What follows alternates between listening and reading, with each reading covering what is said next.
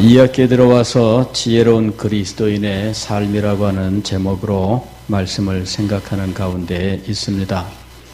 우리가 이 지혜로운 삶이 무엇인가 하는 문제를 놓고 함께 생각을 하였는데, 잠언은 우리에게 지혜를 얻는 삶을 살아라 이렇게 권면을 하고 있습니다. 그리고 잠언 1장 23절을 보면 지혜를 찾는 자에게 하나님께서 당신의 영을 부어주겠다 이렇게 말씀하십니다. 보라, 내가 나의 영을 너희에게 부어주며 내 말을 너희에게 보이리라. 에베소서 5장에서는 15절 이하에서 그리스도인이 지혜로운 자가 되어라 이렇게 말씀합니다. 너희는 자세히 주의하여 지혜 없는 자같이 하지 말고 지혜 있는 자같이 하여. 지혜로운 삶을 사는 것, 바로 이것이 그리스도인이 이 땅에서 살아야 되는 참된 삶입니다.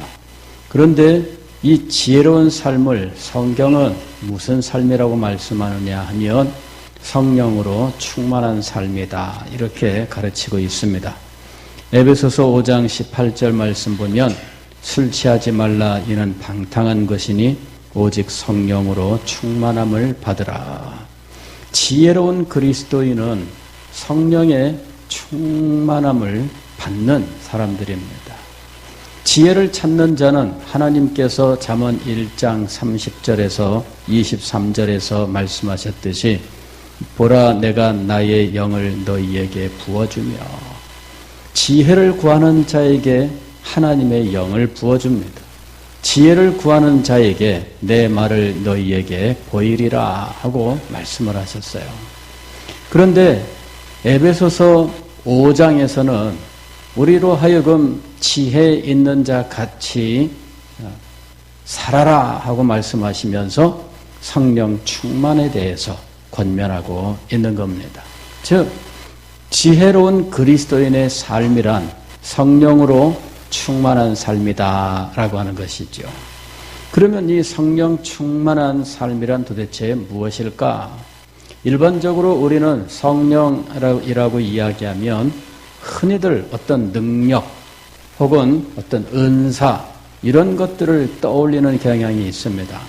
그러나 성령 충만의 경우에 이것은 능력이나 은사나 이런 것들보다는 우리 속에 내주하신 성령께서 우리의 온 영혼과 우리의 전 인격을 사로잡아서 성령의 거룩하신 뜻 가운데로 인도하시는 것을 의미하는 거예요. 성령께서 우리 속에 내주하시고 우리 속에서 가득히 채우시는데, 이렇게 충만하게 된 이 성령께 우리가 사로잡혀서 순종하는 삶을 살아갈 때 이것을 가리켜서 성령 충만이라고 이야기하는 거예요. 에베소서 5장 18절 말씀, 술 취하지 말라, 이는 방탕한 것이니 라고 말씀합니다. 그러면서 오직 성령의 충만함을 받으라 하고 말씀하셔요. 즉, 성령 충만과 술 취함을 서로 지금 비교하고 있어요. 그러면서 성령 충만이 무엇인지에 대해서 술 취함이라고 하는 것을 가지고 지금 설명하고 있는 겁니다. 성령 충만과 술 취함이 어떤 면에서 닮은 부분이 있기 때문에 술 취하지 말라, 이는 방탕한 것이니 오직 성령의 충만을 받으라 이렇게 이야기한 거예요. 술 취하지 말라. 술 취하게 되면 어떤 일이 일어날까요? 술에 취하게 되면 저는 술에 취해 본 적이 없기 때문에 그것이 정신적으로 어떤 상황이 되는지에 대해서는 알 수가 없습니다. 다만 이 술에 대해서 이야기한 여러 글들을 찾아 읽어볼 때, 그리고 술 취한 사람들의 모습들을 살펴볼 때 분명히 이 술이라고 하는 사람이 한 사람의 인격과 육체를 사로잡고 있다 하는 것을 알 수가 있습니다. 술에 취하게 되면 자기 마음과 달리 술이 그 사람을 이끌어가고 있다는 것이죠. 그래서 자기의 본심과 다른, 아니 어쩌면은 그런 말들은 해요. 술을 빌어 진심을 말한다, 뭐 이런 식의 그 속에 있던 말을 술을 먹고 나면 하게 돼요. 근데 왜 술을 먹으면은 꽁꽁 숨겨놨던 말을 꺼내놓게 될까요? 술이라고 하는 것이 이 사람의 이 자제력을 모두 깨뜨려버리기 때문이에요. 술이 작용하는 것은 바로 우리의 인간됨, 그 인간을 고상하게 하고 아름답게 하는 이 중추신경에 작용을 해요.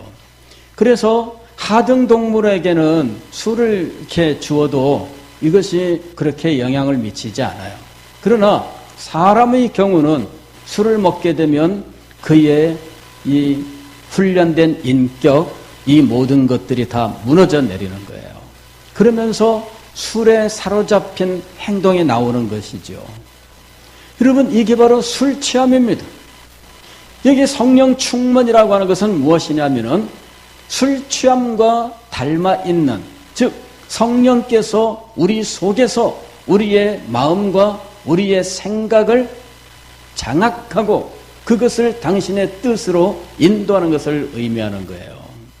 성령이 우리에게 오셔서 하시는 일이 무엇일까요? 보혜사가 오시면 너희에게 어떤 일을 하신다고 예수님이 말씀하셨습니까? 보혜사가 오시면 모든 진리 가운데로 너희를 인도하실 것이다. 모든 진리 가운데로 우리를 인도하셔요. 그러면서 의에 대하여 그리고 그 죄에 대하여 이 세상을 이제 성령께서 논증을 통해서 하나님의 의와 죄와 그 심판에 대해서 말씀을 하시는 거죠. 그 모든 것들을 성령께서 우리에게 행하시는 거예요. 그리고 로마서 8장을 보게 되면은 하나님의 영으로 인도함을 받는 그들이 곧 하나님의 아들이다. 즉 성령께서 인도하시는데 이번에 이 인도는 무엇이냐면은 손을 잡아서 인도한다라는 의미예요. 진리 가운데 들어가서 하나님의 말씀을 깨달아 알게 하되 그 진리가 우리의 마음속에 역사할 때 우리의 마음은 마치 성령의 손에 붙들림 받되어 이끌리는 것처럼 우리의 마음속에서 하나님의 뜻을 향한 강렬한 소망이 일어나게 되어 있어요. 하나님의 뜻을 깨닫고 하나님의 뜻을 따라 살고 싶어하는 마음이 일어나요. 우리가 하나님의 말씀을 통해서 그리스도인이 어떤 존재인지 그가 주님께 받은 사명이 무엇인지 하나님께서 그를 위하여 무슨 일을 예정하고 계시며 그가 무슨 일을 하기를 기뻐하시는지 우리에게 가르쳐 주셔요. 그럴 때 우리의 마음속에서 그 뜻에 대한 소망이 일어나요. 우리의 마음이 뜨겁지 아니하더냐. 마음이 불붙듯이 뜨거워지면서 하나님의 뜻을 따라 살고 싶어져요. 하나님의 뜻을 따라서 하나님이 이 땅에 이루기를 원하시는 일들, 하나님께서 우리에게 주신 거룩한 사명들, 그것을 감당하고 싶어하는 마음이 일어나요. 하나님의 자녀로서 하나님의 의로우심과 거룩하심을 닮아가고 하자 하는 마음이 속에서 일어나요. 악은 그 모양이라도 우리는 싫어하고 버리고 싶어지는 마음이 속에서 일어나요. 우리 속에서 일어나는 이 모든 거룩한 욕망들, 이 것들이 모두 하나님의 성령께서 우리 속에서 행하시는 일들이에요. 이 일들에 순종할 때 비로소 우리는 성령으로 충만하게 되는 거예요. 성령 충만이란 어떤 능력이라든지 아니면은 무슨 은사라든지 이런 것을 의미하는 것이 아니다라고 하는 거예요. 그런 일들이 우리의 삶 속에서 일어날 수는 있으나 그것이 성령 충만의 본래 의미는 아니라는 거예요. 성령 충만의 본래 의미는 우리 속에 내주하신 성령께서 우리를 사로잡아 인도하실 때 그의 기쁨으로 순종하는 것을 의미해요. 그럴 때 성령의 그 거룩한 뜻이 우리에게 그대로 이루어진다라고 하는 것이죠. 술 취하지 말라 이는 방탕한 것이니 오직 성령의 충만을 받으라. 술로 가득히 채워진 사람들을 생각해 보세요. 술로 충만한 것, 이게 술 취함이에요. 술로 충만하고 알코올로 충만하게 된 것을 한번 생각을 해보세요. 그럴 때 술이 그 사람을 사로잡는 거죠. 그리고 그냥 그것이 모두인 것처럼 그냥 그야말로 그 밤에 완전히 다 술에 절어서 그냥 자기를 다 잊어버리는 거예요. 그런데 성령 충만은 이것과 전혀 달라요. 성령 충만은 우리 속에서 거룩한 것을 향하여 하나님께서 우리를 향하여 가지신 뜻에 대하여 하나님이 우리에게 주신 거룩한 사명들에 대하여 소망하는 마음, 기뻐하는 마음, 그것을 순종하여 행하고 싶어하는 마음, 이런 마음들이 일어나게 하고 우리가 그 마음을 누르지 않고 그 마음에 순종할 때 그때 비로소 우리는 성령께서 우리를 인도하시는 삶을 살게 된다 하는 거예요. 이것이 바로 성령 충만입니다.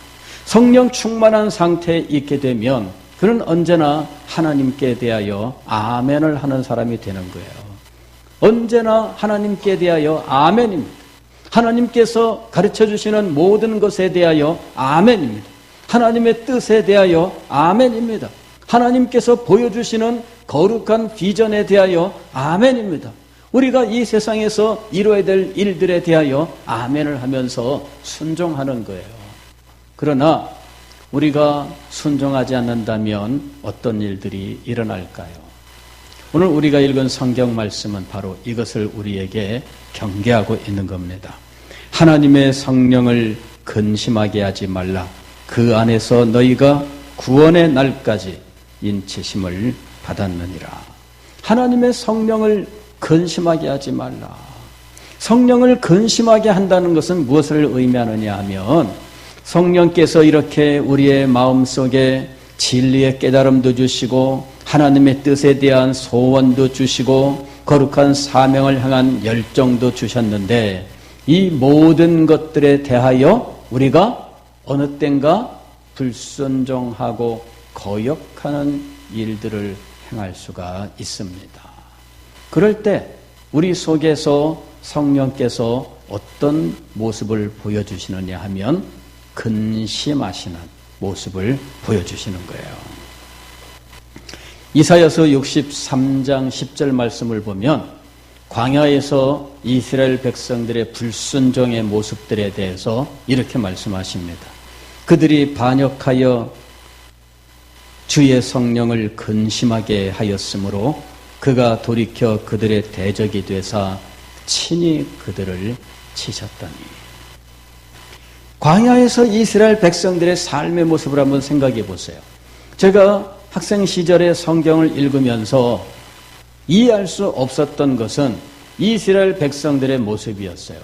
이스라엘 백성들이 하나님의 구원의 은총을 입어서 출애굽을 하게 되었는데 그들의 눈앞에는 언제나 구름 기둥이 보였어요. 밤에는 이 구름 기둥이 빨갛게 빛나는 불기둥으로 그들 눈앞에 보였습니다. 그들은 언제나 자기의 눈으로 하나님이 자신들과 함께 하신다는 증거를 확인할 수 있었어요. 그리고 그들은 이 성령의 이 구름, 즉 하나님의 인도하심, 이 역사하심 속에서 홍해를 마른 땅처럼 건넜던 거예요. 그 기쁨, 그 즐거움으로 노래하고 하나님을 찬양하던 이 사람들이 불과 며칠 후에는 하나님을 원망하고 물이 없다고 원망하고 불평하고 이러는 거예요.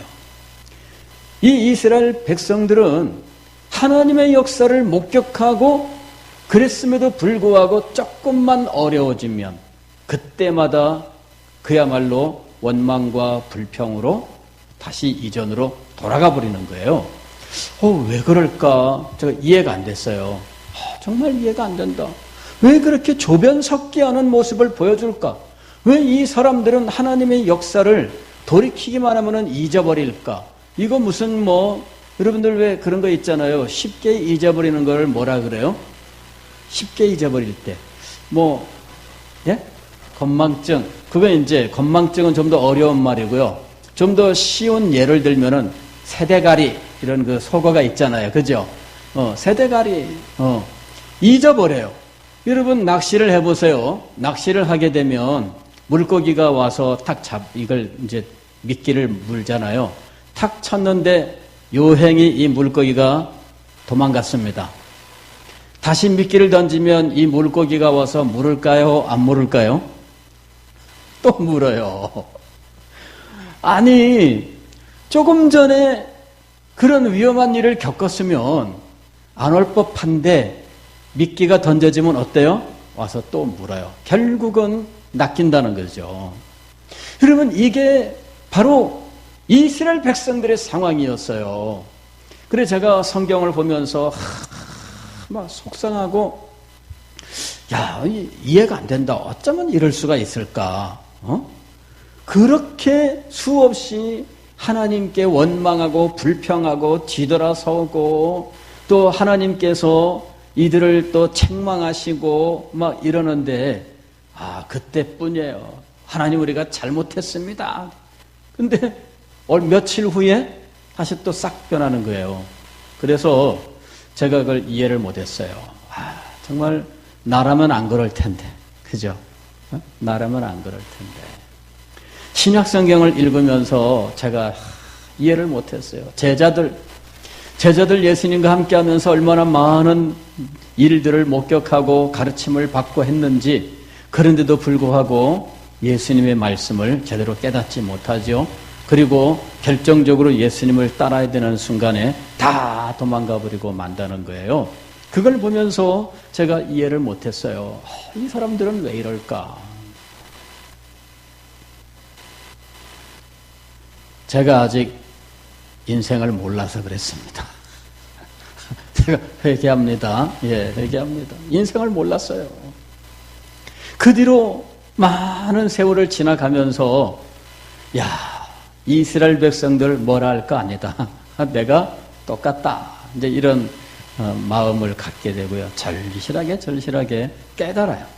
그리고 목회자가 되어서 이제 많은 세월 지나오면서, 우리 성도들도 똑같다. 그런 생각을 합니다. 그래서 너나 할 것 없이 다 똑같다. 똑같다.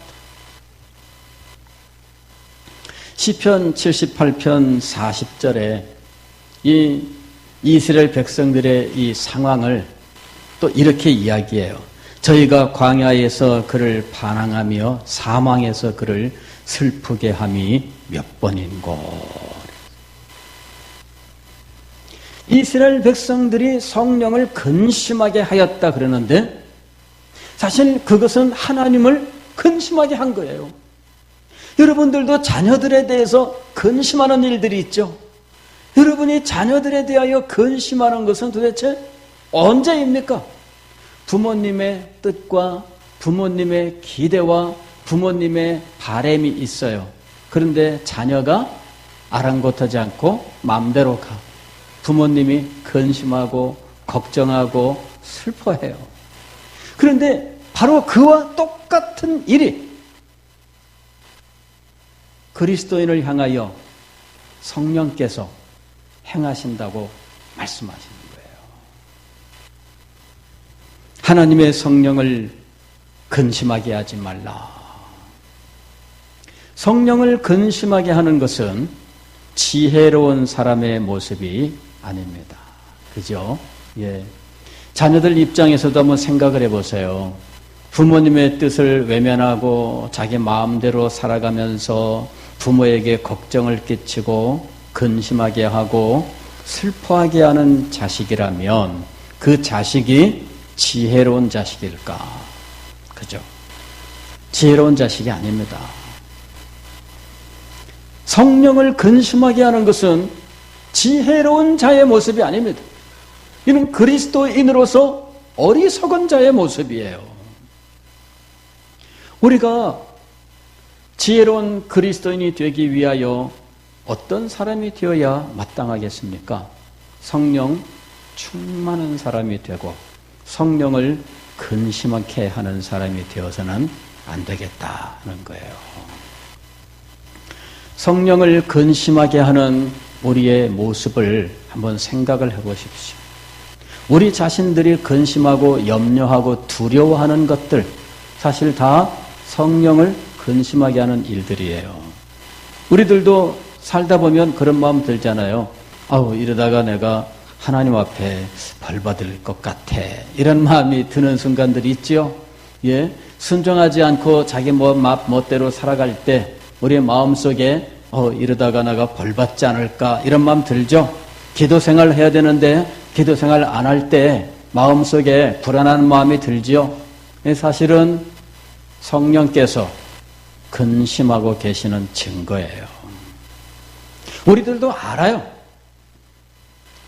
성령을 근심하게 한다 하는 이 말과 정반대되는 건 뭡니까? 성령 충만이라고 이야기하는데